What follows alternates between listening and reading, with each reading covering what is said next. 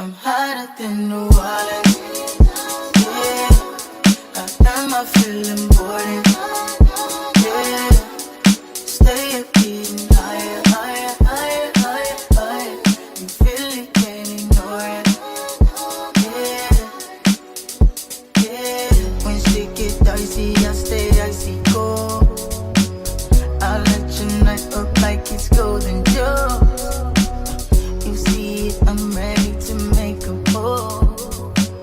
Just playing, winning like I made the rules. Yeah, make it look easy. She make it look easy. We make it look easy. We make it look easy. I make it look easy. She make it look easy. We make it look easy. We're back, episode 5 of the Pop-Up TV. I am Danny. I'm Kevin. So we're doing a little bit different this week, all right? This week we're talking to our homies, Latte Lisbon, over Zoom, but it was fantastic. Absolutely. Latte Lisbon is a shop out of Lisbon, Portugal. Some homies of mine we met on an international trip a few years back. Have a really awesome shop, really incredible designs. They're doing some collaborations right now. So shout out to Nuno and Rodrigo, who spent about an hour with us chit-chatting just about life in Portugal, their creative process, and what's next for their brand. Shout out to technology, because it really felt like they were down the street from us. Yeah. And a lot of our problems that we have, whether it be owning a shop or just culturally, were very similar. So it was nice for us to meet and link, and I enjoyed this conversation. It was great. We appreciate y'all. So again, we're trying something new this week, pre-recorded show, but please like, subscribe, and follow our channel, and we'll be back soon. And if you're in Chicago, come to the shop. Pull up, man. We got a bunch of stuff. So A bunch of stuff, a here. bunch of new stuff too, man. Always. But until next time, peace.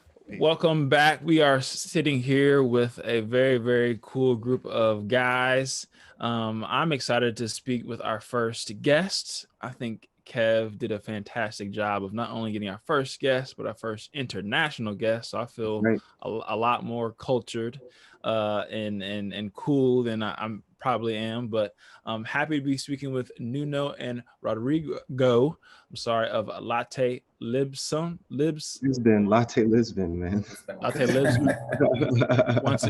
Once again, I am not as cultured as I should be, but I'm excited to be speaking with you guys. I'm here to learn as well as ask questions. OG Kev here, he typically guides me in our conversations because he is truly an OG that I look up to. But I'm excited to speak to y'all. Good morning and good afternoon from where you're at. Let me give these dudes a proper intro. It starts with a little bit of a background story. So a couple years ago, I went to Europe with a couple of my friends. We were traveling around for a wedding. We happened to stop in Portugal. It's a place we always wanted to go, right?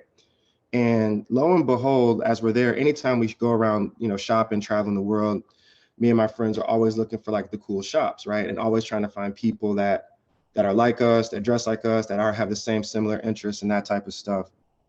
And very rarely in these trips that we've gone on have we found a group of people that really just made us feel at home, right? So like, I don't know if it's, the Portuguese culture. I don't know if it's just these special guys that are on the call with us today. But ever since I went into this shop and I had this experience this day with these fellas, like really it kind of like even further made me want to, open my own shop just because of how beautiful the store was, how great customer service they had, and just how fucking cool they are and they stay in touch with you. So, Rodrigo, Nuno, thank you so much for pulling up on us today. We really appreciate y'all. We really fuck with the shop and welcome to the show. Thank you so much. That's a beautiful introduction.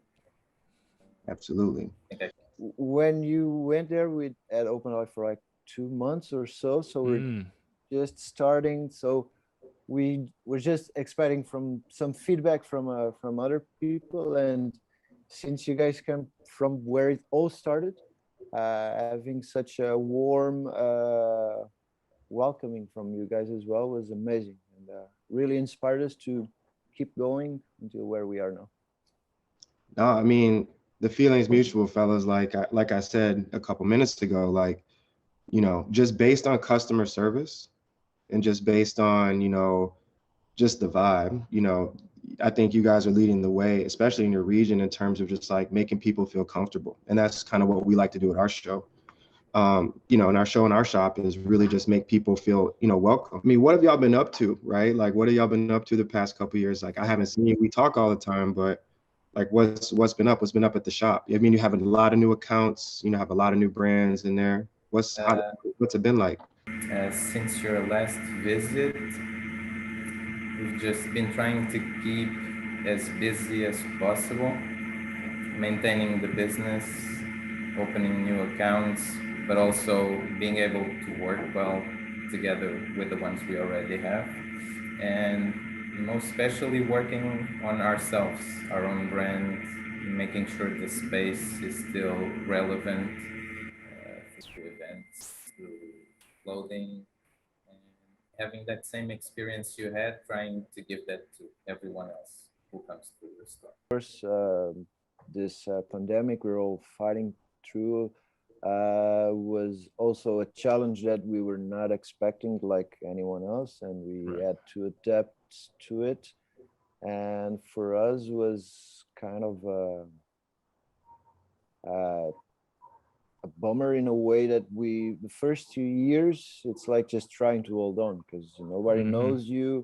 So you're trying to make a name, trying to reach some accounts that will make you on the way to reach other accounts and stuff like that.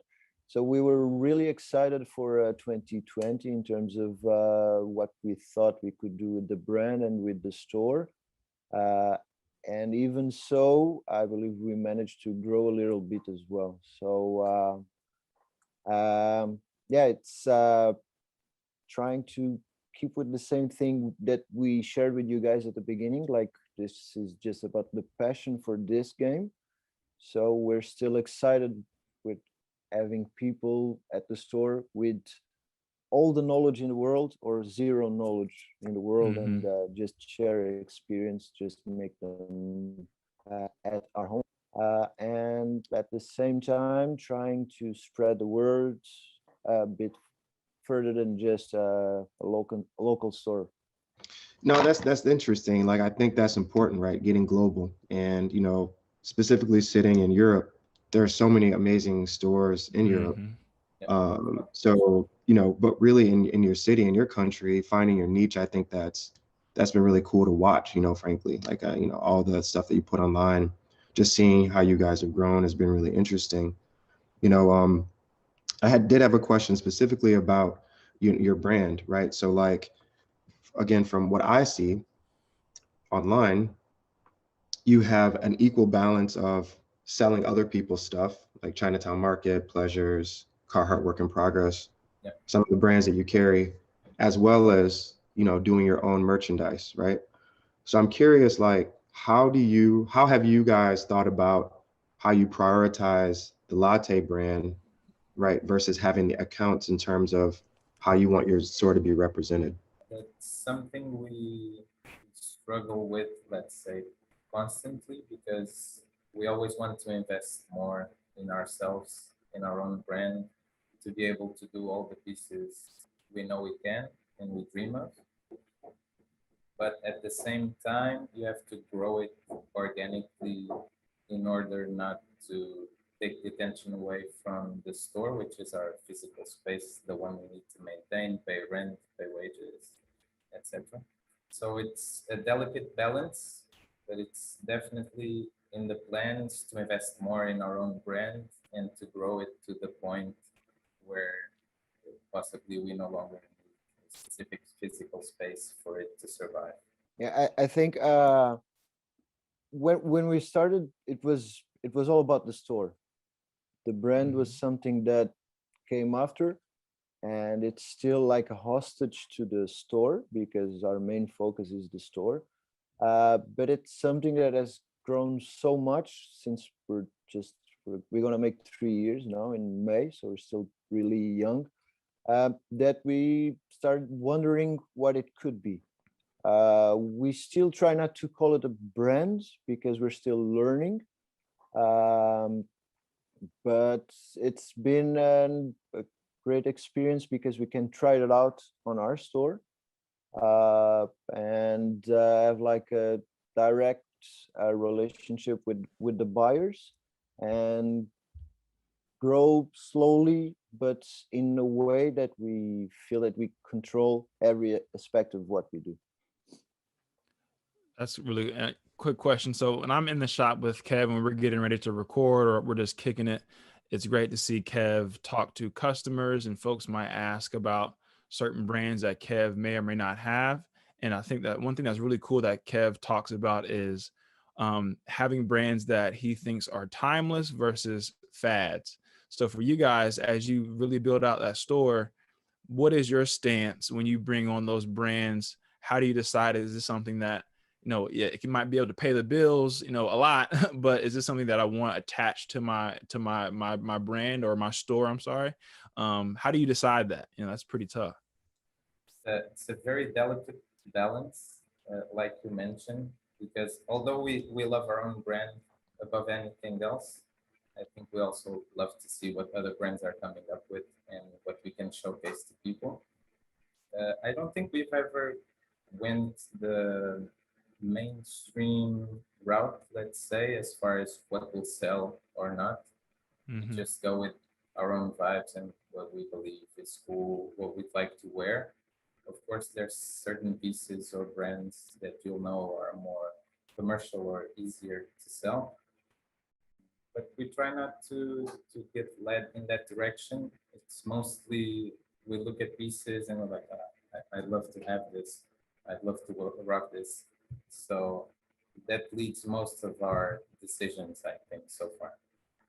A lot of people struggle with that, right? And I've seen, shops fail, because they are forced to take on product, and they're chasing, like, Nike accounts are a good example.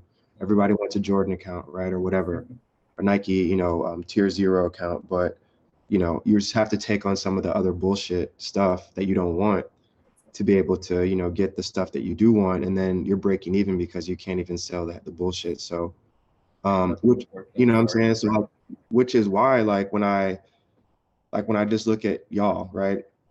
You definitely do a good job, I think. One, I think before I get into this next question, I think for our viewers, what would be really interesting is how you both separate your roles and responsibilities, right? I think Rodrigo does that, right? More on the design of the logos and kind of that type of shit. But how, what, day to day, how do you, so there's probably so much work to do. How do you both separate who does what, and or is it more an experience? Is it more an expertise? More what you want to do? I'm curious. I studied graphic design, so for me it's easier to draw things that we kind of dream of. We try to balance it as best as possible because we're on this together, and so we need to feel the same passion for everything we do. That's why we try to balance our ideas. Sometimes I come up with this stupid idea and he says, oh, great, let's do this. Sometimes he comes with this idea. If it needs to be hand-drawn or something like that, probably I will do it. But it's kind of, we first need to share the same idea, and then we draw it, or we take the picture, or we pass it to an embroidery or something like that. I believe that as soon as we start just doing stuff that the other one enjoys and not feeling the same way, you start having two different ideas of the same brand. And since we're starting, I think it's easier because we can go slowly and just share ideas, look at them, and try to see if it. Yeah, we believe that this communicates the best possible, this idea through the brand. And of course, we always need to consider that it will be printed or embroidery. There will be some costs. There is something that we want people to look in 5 years or 10 and still can relate to it. So, but yeah, it's a combination. It's like two chefs on the same kitchen, I would say. The one that really stood out to me, the one I really fucked with, was I can't remember the name of it, but I'll describe it. It was the one where it was that painting of that dinner scene or something like that. Yeah.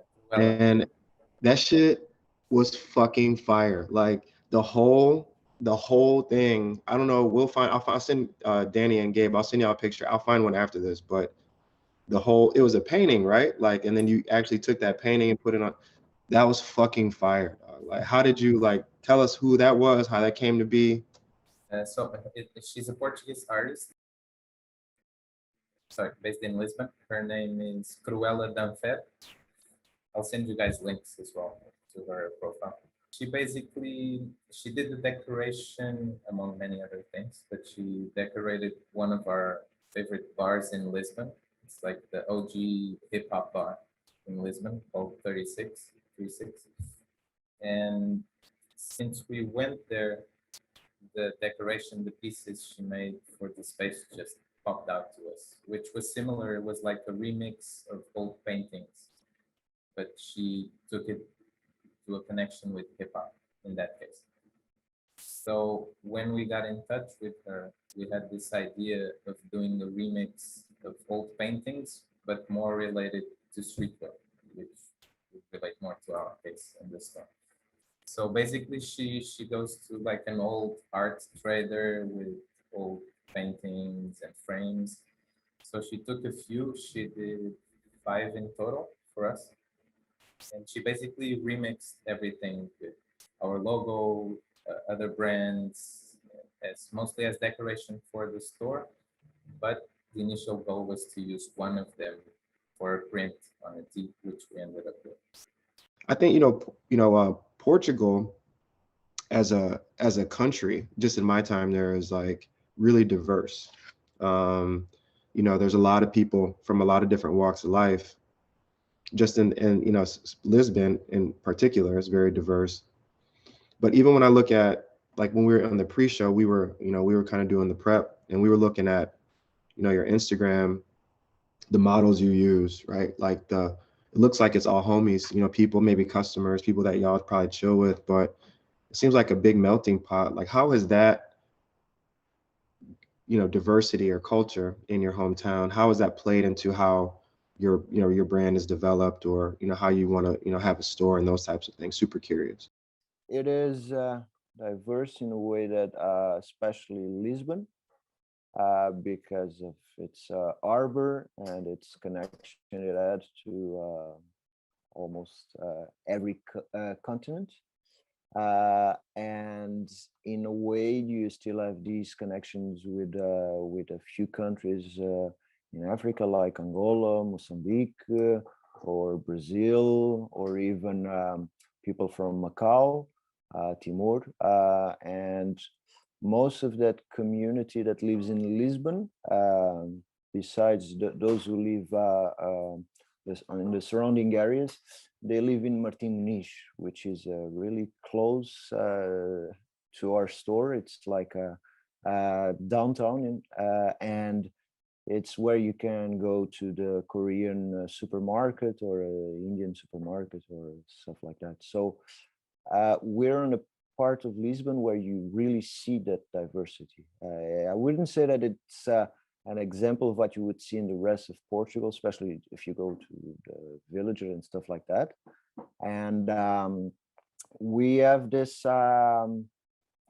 this history as a country where we, for a few centuries, we did a lot of stuff that's, in my opinion, there were some good things that we could bring from it because of trading, sharing ideas and stuff like that. So we feel we have a responsibility in trying to give an opportunity to bring this part of Portugal that usually isn't that promoted as well. If we're doing like a venue, and if we can have food, probably we will have this as a concern. If we can have a DJ, we will probably have this as a concern. If we need models, we'll probably use this as because we believe that we've been given the opportunity to do something about it. So I think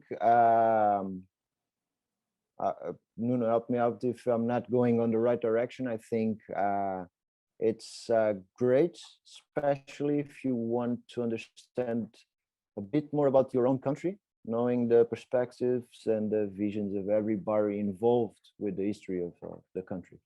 That's actually something we've been trying to do, because there's Portuguese communities all around the world that evolved in a different way because they got connected with the communities where they were surrounded.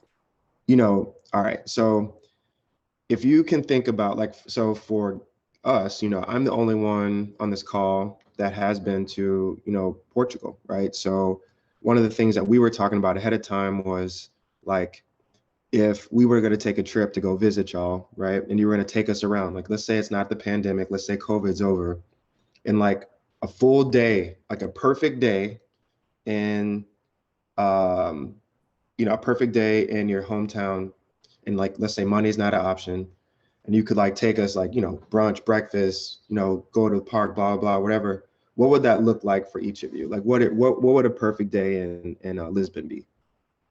This is a perfect question for Nuno. Is that the best host you can get in Lisbon, in my opinion?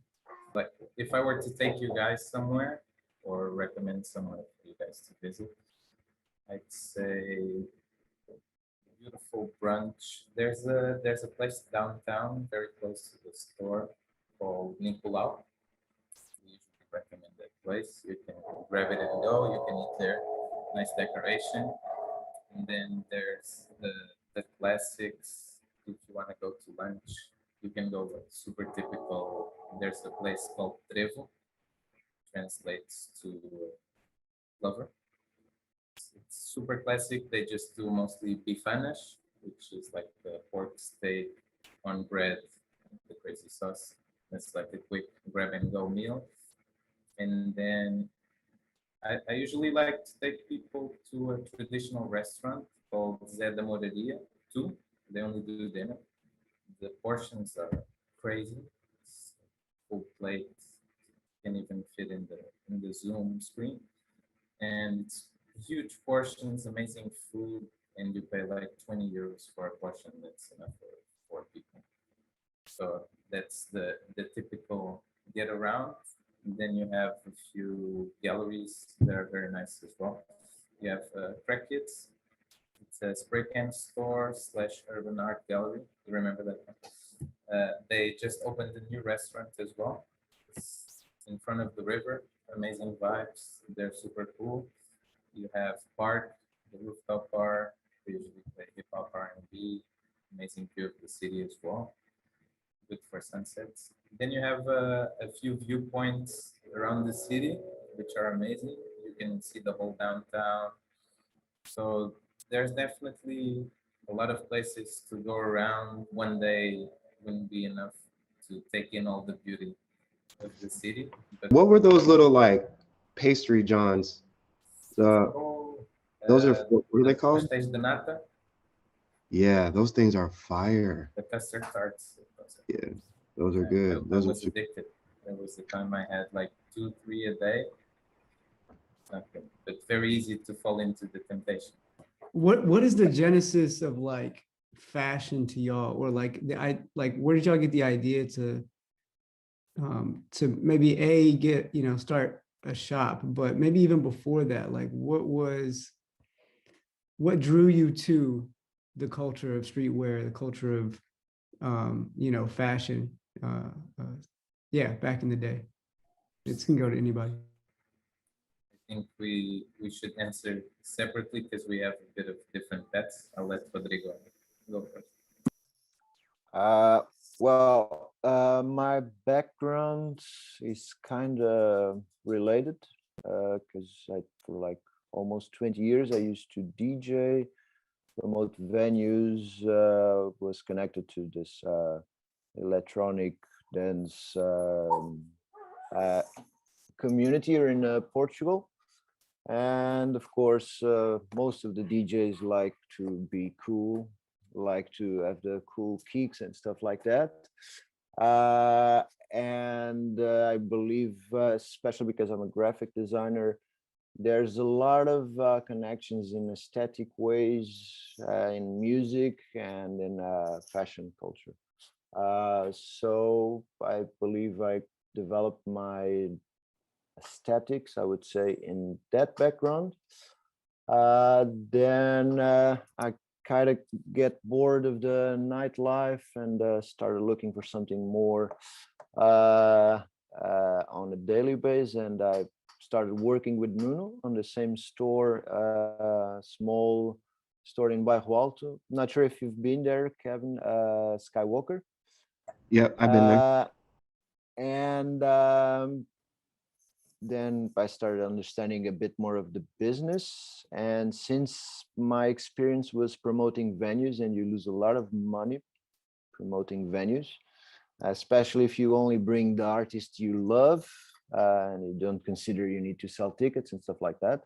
So I had a bit of background in terms of knowing that it's all about what you can sell. And with clothing, I think it's the same concept. It's what we can sell. It's not about the brand itself. It's our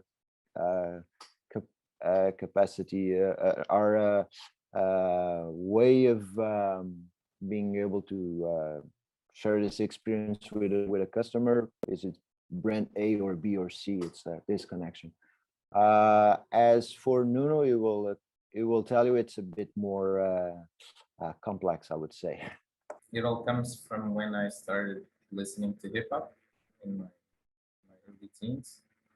So when I discovered that world through Space Jam, Naughty by Nature, and you start to feel something different than you've ever felt before, and something starts clicking.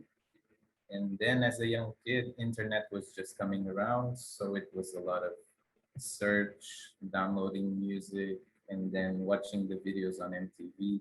What are they wearing? Air Force Ones, Super Double XL, everything. So that all started it for me. But since there was not a lot of offering in Portugal, you had to get a bit creative. There was like 1-2 stores maybe back then. So it was always sort of a hunt. And since that day, it always kind of stuck and kept updating as this usually goes through the times. Skywalker was my first job in retail as well. I started there, I think, 2 years, a year before Rodrigo. And then we had almost a year where we worked together. And that's where this whole adventure comes from. And the name Latte, because when we worked together, latte would be our daily drink. So one day I would get one for Rodrigo, the other day Rodrigo would get one for me. And when we were thinking about names, that just made sense. It was something that we shared on a daily basis. The neighborhood that Skywalker is in, what's that? Like, it's like kind of like really tight, hilly. By Walton. Yeah, so that's actually where we stayed. We stayed in that neighborhood. There was a festival or something at the time, but it seems like, you know, for me, I had a similar, you know, path, right? Like my first job was working at a shoe store at the mall, working at Champ Sports. So, you know, selling shoes, just falling in love with the culture, you know, that type of stuff.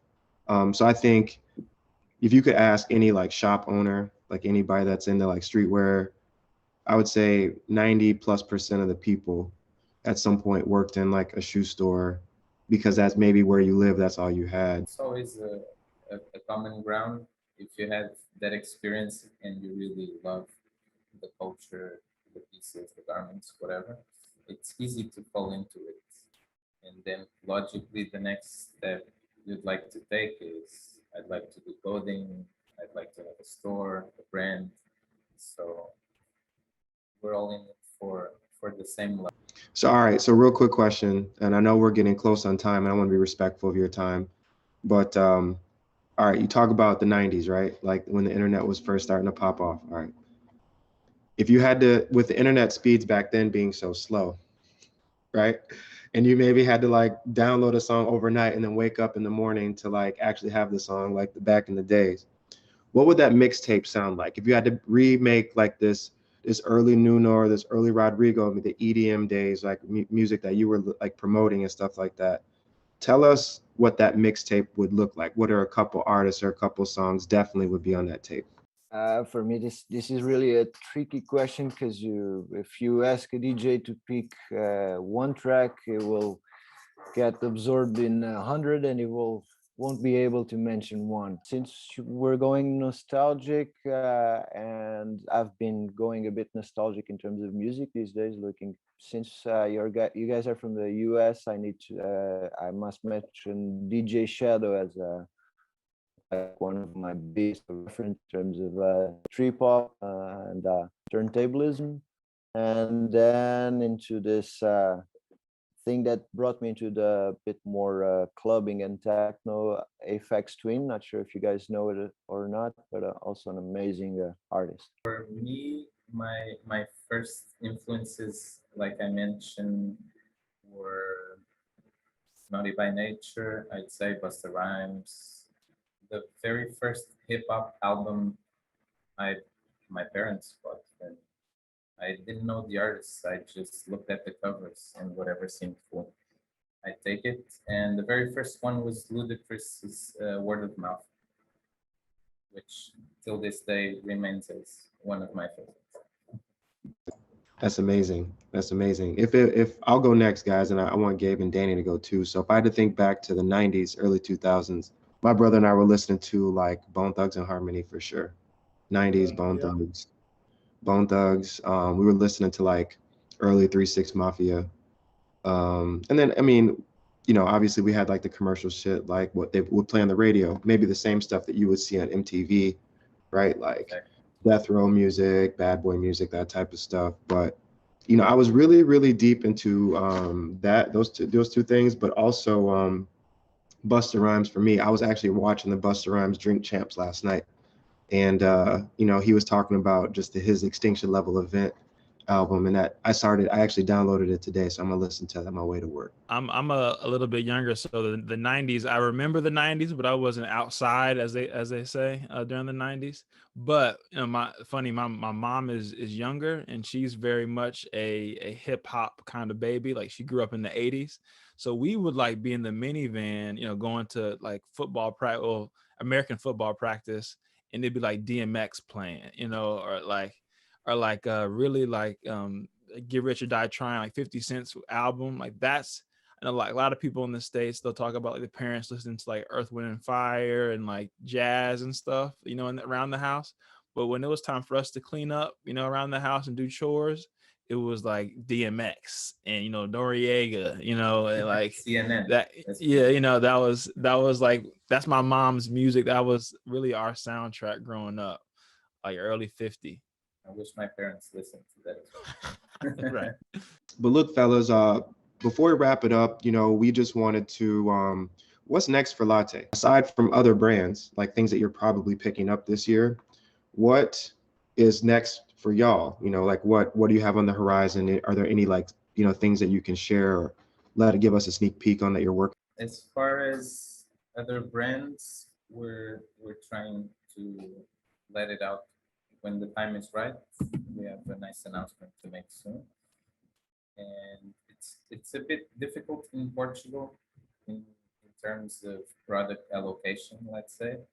Because for New Balance, for example, we've been working with the brand for a bit over a year now, I think, and we're just starting to get access to limited releases, more special anniversary editions, that type of stuff. And this applies for all the brands. Unfortunately, Portugal is always the last places of Europe where they want to send product to, unfortunately. So it's a constant struggle to try to make the brands understand what we're trying to do with our space, with our platform, and try to make them see it the same way as we do. So we're working on that. As far as us, we have a big collaboration we're working on with another Portuguese artist so far. I think the last one we did with Havana Club, super happy with that. It was a big step. We were surprised to have the opportunity to do that. And we were super happy with the outcome. Now we want to focus again on someone local and try to do the best we possibly can, the best products, different designs, different pieces. So hopefully that will be coming out by August. We will announce it in due time as well. Just that like Nuno mentioned, the game here in Portugal, it's quite different from the US especially, and most of Europe, in terms of what we can get in terms of brands. And if you're talking into the sneaker game, it's non-existent.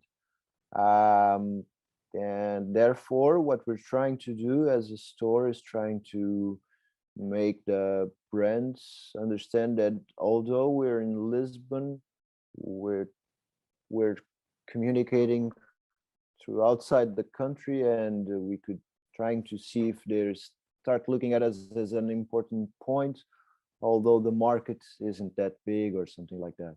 And it's a really long and hard process, because the only way that things work in our store is if we feel same will, I would say, from the brand and from us. If the brand really doesn't care, we will notice in terms of the way they consider putting their product in our store, and the same for us, because it's a lot of work, and if we really don't enjoy what we're doing, it's really hard. So when we're talking about big brands like Nike or Adidas, or we know it will be impossible to have the same connection as we have with the guys from Chinatown, for example, or with Pleasures, which we can much easier understand what they're doing, what they're trying to share, and to amplify their idea in our store. So slowly we're trying to get a bit more strong in that way, but it's for some things like sneakers and stuff like that, we're not really too hopeful in terms of what we can do in the next years. Not unless these big brands start having like smaller connections to each market and trying to promote things like they do, for example, in the US. They do a really good job, because you can see with the small stores like Bodega and stuff like that. But here in Portugal, you have like one guy responsible for the entire country, and he's selling the most commercial shoes and selling the collaborations as well, if they have it. So they don't really understand who should have it or not. Full circle on that. Like, I understand it's like tough, but again, from what I've seen from your brand, the growth that y'all have had has been organic. That's what you talked about at the beginning, right? Like small, local, fucking with local artists, doing, like just shit with your homies. Like, I think in the future, like, I think we talk about this all the time, like Gabe, Danny, and I, like, just fucking with your friends, like doing shit with your homies where everybody's like focused. I feel like that's the wave, right? Like being able to make sure that everybody's kind of like rising together and not being too thirsty, right? To Rodrigo's point of trying to get, the commercial shit, which is going to sit there as it will sit on, any other spot. So fellas, you got any other questions for the guys before we hop off? No, this was fun. This was great. I'm excited to travel again once the world opens. My wife was in Portugal and Spain maybe 2 years ago or so, and she talked about the pastries and stuff. So I gotta catch up. But I'm always excited to speak with folks that are creating experiences and really following their passions. And to your point, not being too thirsty and really, going to the beat of your own drum. That is inspirational, for me. So this was more than a pleasure to speak with you guys. Thank you very much. It was very all mine. nice. Yes, very nice to have this conversation. Yeah, absolutely, fellas. Well, again, how we'll be in touch. I'm sure I'll be back there soon. And if y'all ever want to come, visit us, you always got a place to stay. We'll take care of you, no problem. You already know what time it is. So, That's in the but yeah, I plans for appreciate sure. you. I appreciate you. Thank you very much, guys. Thank you Right for on. your time. Thank you Amazing very much. questions, making us feel welcome as well.